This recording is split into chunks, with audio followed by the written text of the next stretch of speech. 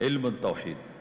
اہل سنت عقیدہ کی کتابوں کے یہی نام رکھتے ہیں، توحید، الشریعہ، السنہ، اس طرح کے نام اہل سنت کے ہیں۔ اور اہل بدعت وہ توحید کا لفظ نہیں استعمال کرتے کتابوں کے لیے۔ آپ کو نہیں ملے گی کتاب، یعنی کتاب التوحید اہل بدعت کی، ہاں علم الکلام کے نام سے، علم الکلام،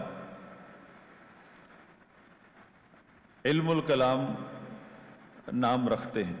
علم الکلام اصل میں یہ ایک فن ہے، فن ہے مجادلہ کا۔ یہ اس میں جو معروف ہیں وہ ہے جہمیہ، معتزلہ، اشاعرہ، ماتریدیہ، ان کا موضوع بحث ہے علم الکلام۔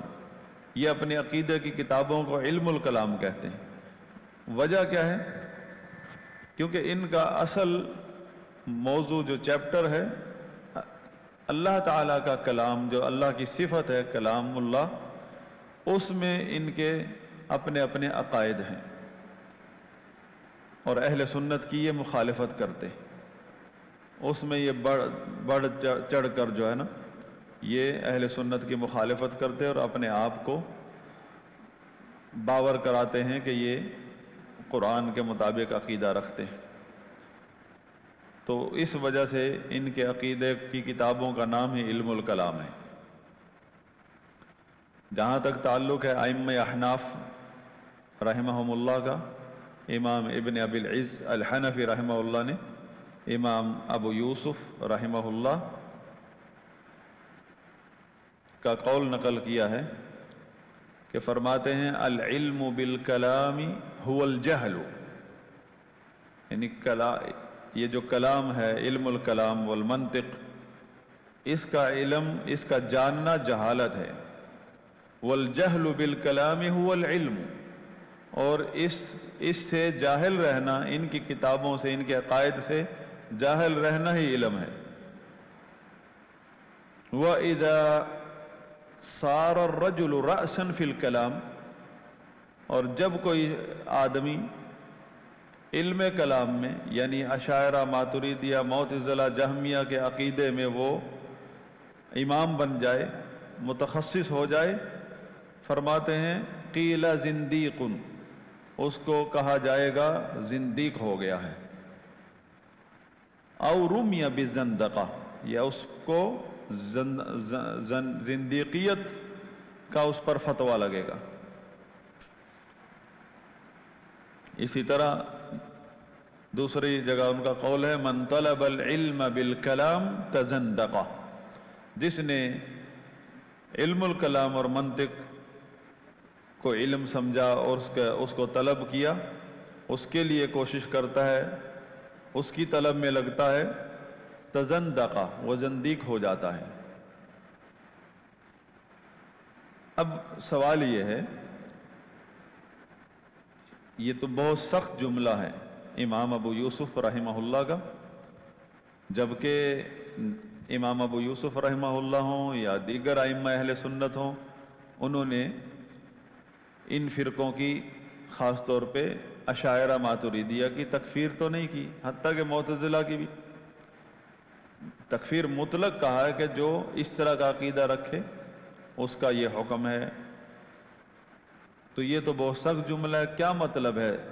کیا امام ابو یوسف رحمہ اللہ تشدد کے الفاظ استعمال کر رہے ہیں، ذرا جذبات میں آ گئے ہیں، تعصب میں آ چکے ہیں؟ نہیں، ائمہ اہل سنت ہمیشہ اہل انصاف ہیں اور اپنے ایک ایک لفظ کو تول کر بولتے ہیں۔ ائمہ اہل سنت جذباتی نہیں ہوتے اور نہ وہ انصاف کا دامن چھوڑتے ہیں کبھی۔ یہ لفظ سمجھنا چاہیے، زندیق، زندیق اصل میں یہ دو لفظوں سے مل کر بنا ہے۔ زندیق یا زندیق، زن فارسی کا لفظ ہے، عورت کو کہتے ہیں۔ دیق جو ہے اصل میں لفظ دین تھا، زن دین،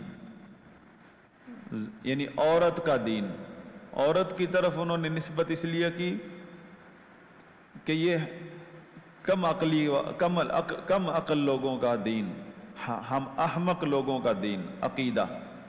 زندیق مطلب احمق، بعد میں یہ لفظ زندیق بن گیا، تو اس کا مطلب یہ دین الحماقہ، حماقت سے بھرا ہوا دین اور عقیدہ ان لوگوں کا۔ اب زندیقیت جو ہے، جو ہم لفظ استعمال کرتے ہیں زندیق کہہ دیتے ہیں، زندیق کے دو معنی ہیں۔ پہلا معنی ہے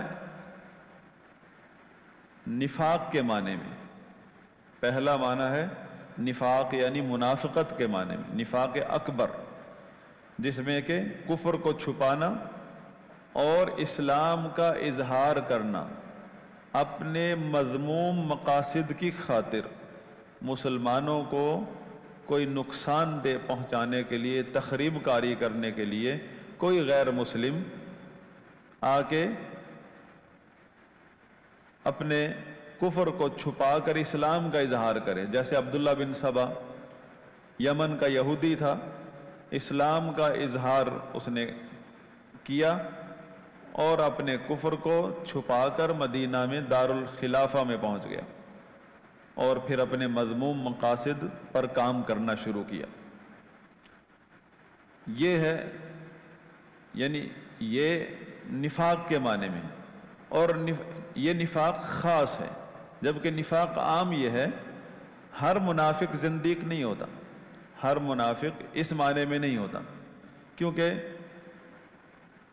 عام طور پر منافق اسے کہا جاتا ہے جس نے کسی بھی مصلحت کی خاطر، اپنی ذاتی مصلحت کی خاطر، اس میں اس کا تخریب کاری کوئی مقصد نہیں تھا، اپنی ذاتی مفاد اور غرض و غایت کی خاطر اس نے اپنے باپ دادا کا دین جو غیر مسلمانوں اسلام سے ہٹ کر تھا، مثلا ہندو تھا، سکھ تھا، مشرک تھا، نصرانی تھا، جو بھی تھا، اس نے وہ چھپا لیا دل میں اور لوگوں کے سامنے کلمہ پڑھ کے مسلمان بن کر پھرنے لگا۔ اس کی کوئی اپنی ذاتی مصلحتیں تھیں، مثلا ڈر گیا کہ لوگ، اس کی ساری فیملی کے لوگ بھی مسلمان ہو گئے، اولاد بھی مسلمان ہو گئی، اب اکیلا کیا کروں گا، میں ذلیل ہوں گا، ساتھ مسلمان ہو گیا، لیکن دل میں اپنے باپ دادا کا دین رکھا ہو، عقیدہ۔ یہ نفاق عام ہے، اس کا مقصد تخریب کاری نہیں ہے، اپنا بس ذاتی مقصد۔ اور کچھ لوگ اسلام میں داخل ہوتے ہیں اپنے کفر کو چھپاتے ہوئے، اسلام اور مسلمانوں کے خلاف جنگ کرنے کے لیے، تخریب کاری کرنے کے لیے، یہ نفاق خاص ہے اور اس کو زندیقیت کہتے ہیں۔ زندیق کا یہ معنی ہے ایک۔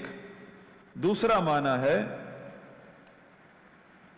ارتکاب البدع، زندقہ یعنی زندیقیت کا ہم معنی پڑھ رہے ہیں، دوسرا معنی ارتکاب البدع یعنی بدعت کا ارتکاب کرنا۔ اب بدعت دو طرح کی، بدعت مکفرہ یعنی کفریہ نظریات ہیں،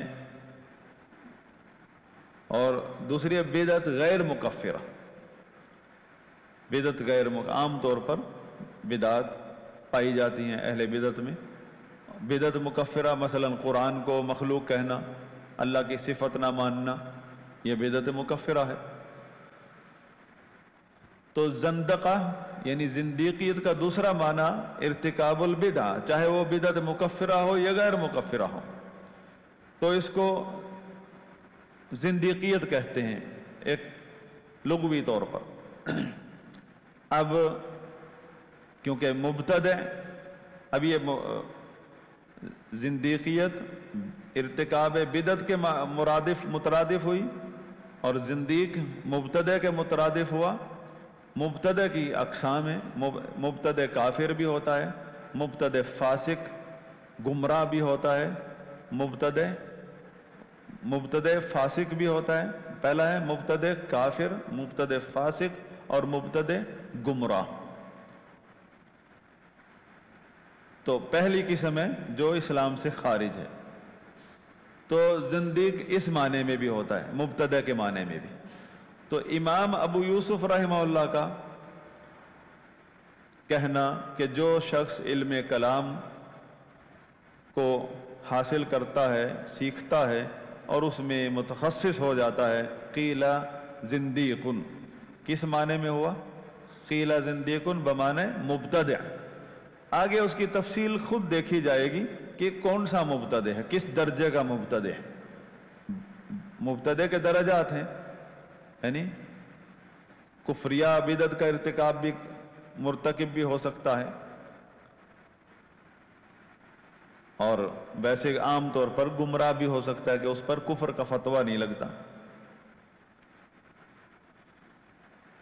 تو امام ابو یوسف رحمہ اللہ کا یہ فرمان مبتدع کے معنی میں ہے کہ جو علم الکلام سیکھ لے اور متخصص ہو جائے، اس میں ماہر ہو جائے اور علم الکلام کا دفاع کرتا ہے، مناظر بن جاتا ہے، قیل زندیق، مطلب قیل مبتدع، زندیق بمعنی مبتدع.